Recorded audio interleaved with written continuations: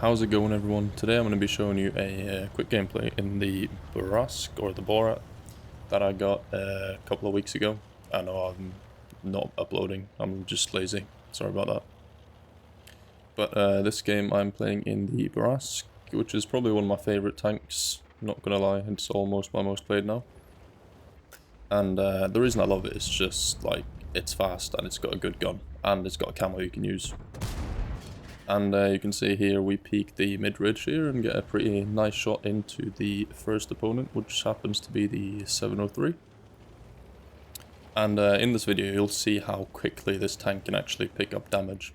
It's pretty insane. It's got 2 shots of 360 alpha with a just about 20-second reload, I do believe.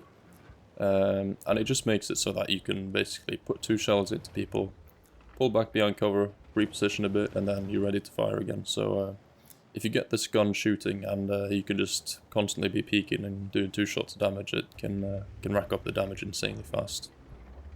And I'm aiming at the BZ here in the lower plate, actually hit. This gun can be a bit troll at long ranges. He goes undetected, but it does look like we connect the second shot on him there.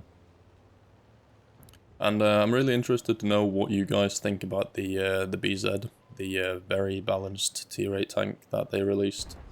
I've just found that it ruins tier 8 for me. It's such a boring tank to play against. It's like you make one mistake and it just ruins your game for, well, if you're in a medium, 90% of your health, and then if you're in a heavy, then it's like half your health, which I just find incredibly boring.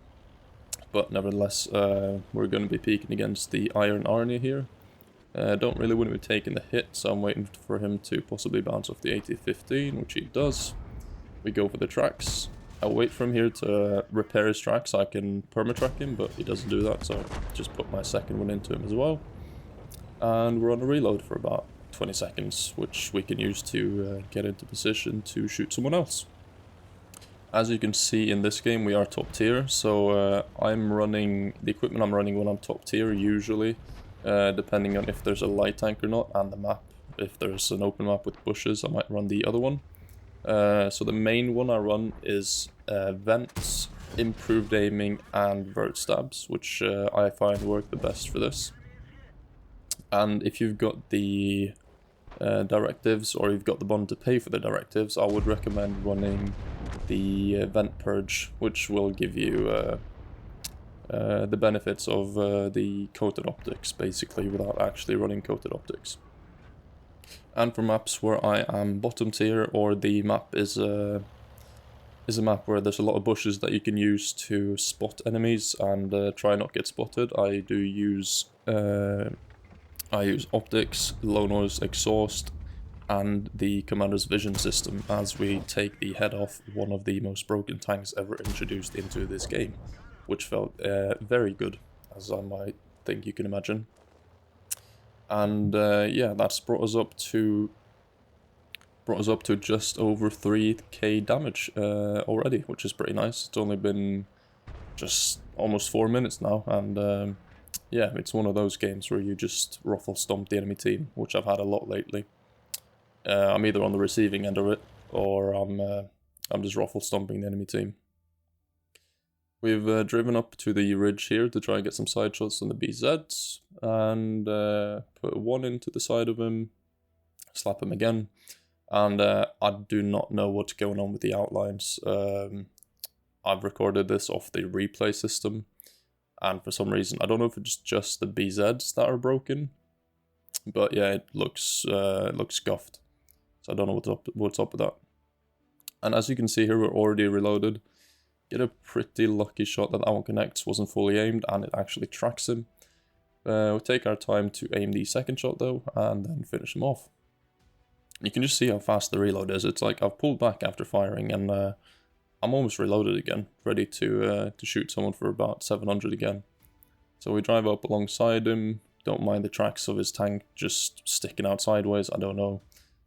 Hit him for 377, which is very nice.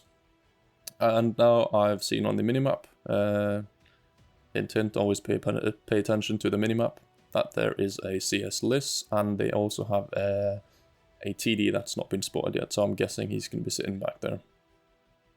On the way, we try and finish off one of the BZs. Don't fully aim, just to see if I can get him with the first one.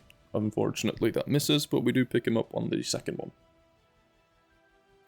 Now I'm just hoping that I'll be reloaded by the time so I can shoot the SU.